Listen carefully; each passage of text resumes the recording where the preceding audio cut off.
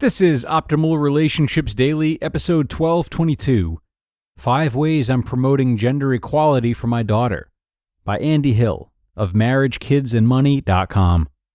Hello, everybody, and welcome to this parenting edition of Optimal Relationships Daily.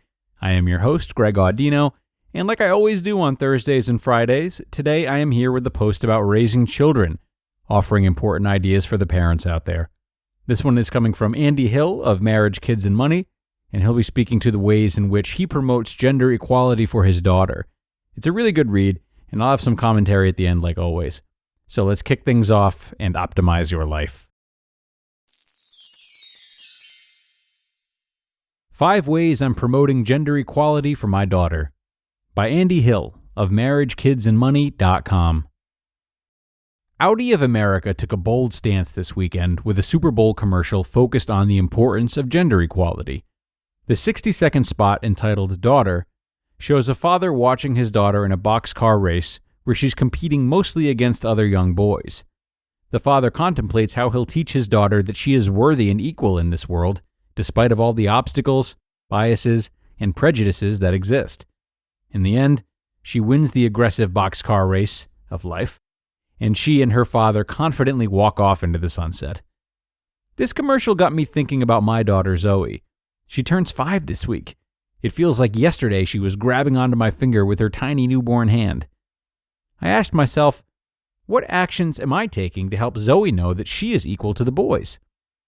Well, in honor of her 5th birthday, here are 5 ways I'm promoting gender equality to give my daughter a better future. Number 1.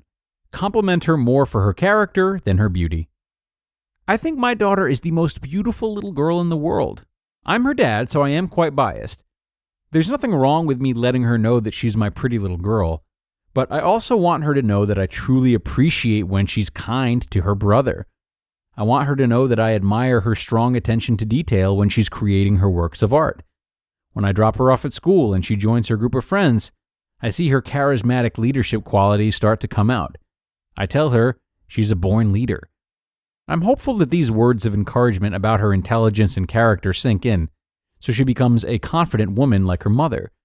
It's a common reaction to look at someone and tell them how nice they look or how beautiful they are. I'm not aiming to stop that.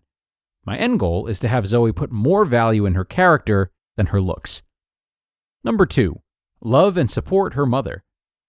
My daughter listens to what I say to my wife. She sees the actions I take. Her understanding of how love and marriage work will come from our interactions together as husband and wife.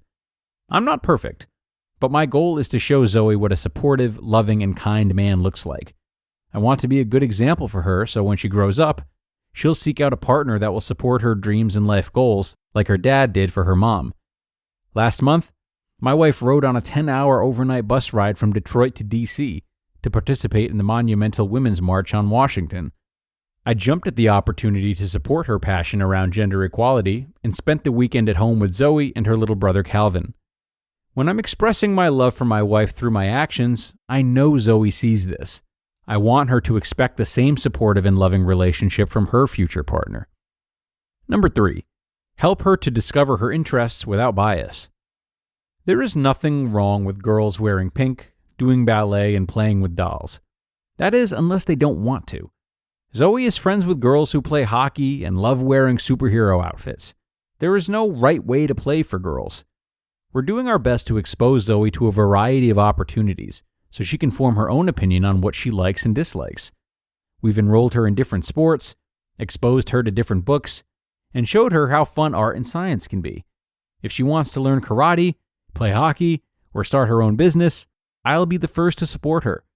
Her favorite activities right now are swimming, watching Scooby-Doo, and making YouTube cooking videos with her mom. Number 4, teach her the value of $1. By 7 years old, most kids' money habits have already been formed. Given this, it's important to teach our daughters at a young age that hard work and contribution equals reward.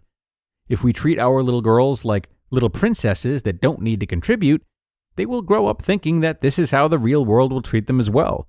It'll be a rude awakening when she's looking for her first career out of college. Outside of her responsibilities at home, we offer Zoe options for extra contribution where she'll receive money. Things like helping vacuum the car, putting away the silverware, or folding laundry will allow her to earn $1. We're there to show her how to do these chores correctly and support her along the way. Once she's finished, we make a big deal about the job she did by hugging and complimenting her. This way, she gets the emotional reward as well as the financial one. Number 5. Find opportunities to boost her confidence. Helping our daughters develop a positive self-image at a young age is crucial. With confidence and a strong self-esteem, they will be ready to take on all the future challenges of life.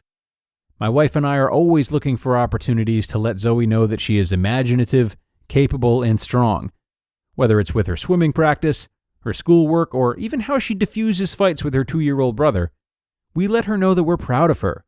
We're careful to make sure these compliments are genuine and deserved.